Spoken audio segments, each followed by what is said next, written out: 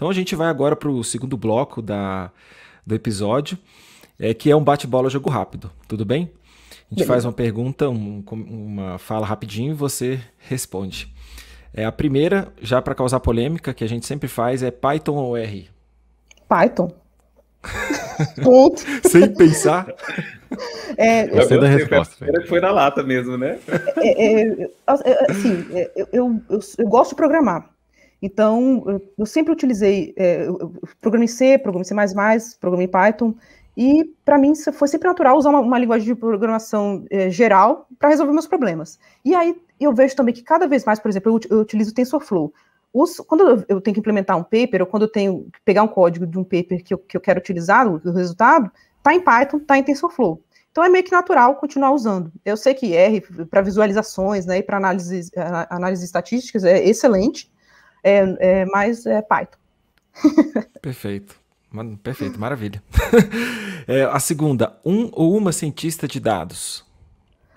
Nossa, são vários, mas tem uma que assim, é uma inspiração para mim, que é a Fei-Fei Li. Ela é a dona, né, a criadora da Imaginet. Ela é uma inspiração, eu gosto sempre de ouvi-la falar, ela escolhe as palavras de uma maneira assim, clara, que você entende o que ela está falando, e sempre de uma maneira muito didática. Ela migrou da China, eu acho que ela era adolescente quando ela migrou da China para os Estados Unidos, então ela teve que correr atrás do sonho americano, né, às vezes fazendo trabalhos, por exemplo, lavando prato, ajudando na lavanderia dos pais, enquanto ela fazia o doutorado. Então é uma pessoa muito batalhadora, e hoje ela é head do laboratório de inteligência artificial de Stanford. Então, e qualquer área que você pensar, divisão computacional, se você pegar um paper assim, que tem muita citação, vai estar ela lá no meio de algum jeito. Então, ela tem uma super pesquisadora, é responsável pelo boom de Deep Learning, né, de 2012, porque o que impulsionou isso foi a Imaginet, e é uma pessoa, assim, brilhante. Eu gosto muito dela. Legal. Até aproveitando, a gente sempre fala no episódio que a gente coloca depois, né, no nosso Medium, um link com todas as referências do que foi discutido aqui. A gente vai colocar lá uma página da Fei-Fei Li para quem quiser, quem não conhece, né, quem quiser ir checar, conferir lá quem é a pessoa e tudo mais. Perfeito. E a próxima, a inteligência artificial não consegue, o que ela não consegue? Tá, eu acho que existe um consenso na área de que nos próximos anos a inteligência artificial ela vai ser muito utilizada para auxiliar humanos nas tarefas do dia a dia e nas tarefas nos trabalhos, né? Então eu imagino assim, a inteligência artificial na área médica sempre vai ter no final um especialista para olhar aquele diagnóstico. Em outra área, por exemplo, no esporte, a inteligência artificial é utilizada para tirar o máximo proveito, né, do esportista, para ele entender as deficiências, saber onde que ele tem que treinar mais e tal. Mas o atleta em si ele não vai ser substituído, né, ele vai continuar lá. E outras áreas também que envolvem criação, né, música, arte, pintura, a gente vai utilizar IA para auxiliar, mas o profissional, ele sempre vai estar lá no final, na ponta, né? Então, eu acho que não vejo no futuro próximo esse tipo de profissional sendo substituído. Perfeito. Maravilha. Um livro. Eu leio tanto no meu dia a dia, assim, eu leio muito paper, tanto para aprender como para revisar, então eu estou sempre lendo. Então, quando eu escolho um livro para ler, geralmente não é um livro técnico. Então, o último que eu li é um sobre a história da Dinamarca. É um livro até grandinho, porque a história da Dinamarca, assim, a gente está acostumado com a história do Brasil, que é bem simples, bem curta, né? A história da Dinamarca vem lá da pré-história. Então, é uma confusão de junta com Suécia, se separa da Suécia, de rei. Todos os reis têm o mesmo nome. Então, lá pela 15ª geração, eu já não sabia mais que rei que era. Então, assim, mas no final foi legal ler, porque a gente entende de onde vêm os valores da sociedade dinamarquesa, né? Eu consegui fazer um pouco desse link.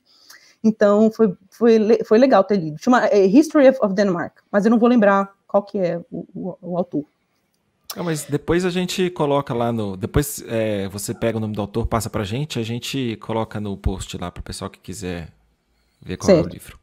Um livro que eu li um pouquinho mais, que tem um pouquinho mais a ver com a área, que na verdade eu não li, eu tô lendo, porque eu sou muito maluca quando eu começo a ler. Eu tô lendo um livro, eu passo para outro, paro de ler aquele. Aí quando termina eu volto para ele. Então esse daí eu já voltei umas 2 vezes para ler. É muito interessante, mas é só porque eu sou meio caótico nesse sentido, que chama The Creativity Code. O nome do autor é Marcos du Santois, que ele fala um pouco de como as máquinas elas estão aprendendo essas expressões artísticas, né, como pintar, pensar e ler, mas ele descreve maravilhado, né, tudo que a IA está nos trazendo nessas áreas, como, por exemplo, style transfer, de você transferir o estilo de um artista para outra imagem. E tem um capítulo muito legal que é sobre, ele mostra como as máquinas passaram a jogar Go, né, aquele jogo melhor que o top player, mas no final ele mostra tudo que está sendo feito pela máquina é a expressão de quem criou aqueles algoritmos, né, a máquina não está pensando nada. Então é super interessante, mas eu estou acabando de ler ainda. Esse eu fiquei feliz porque eu já procurei e já tem no Audible aqui, no catálogo. Tem.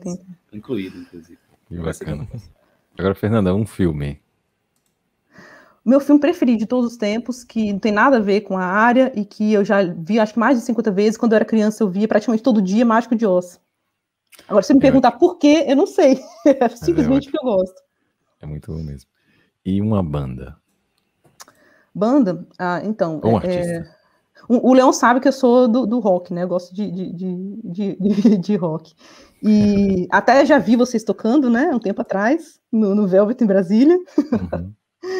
Então, uma banda... E sempre... Assim, eu ouço rock, mas a minha paixão principal dentro do rock é punk rock. Eu adoro punk rock. Faz muito tempo que eu ouço.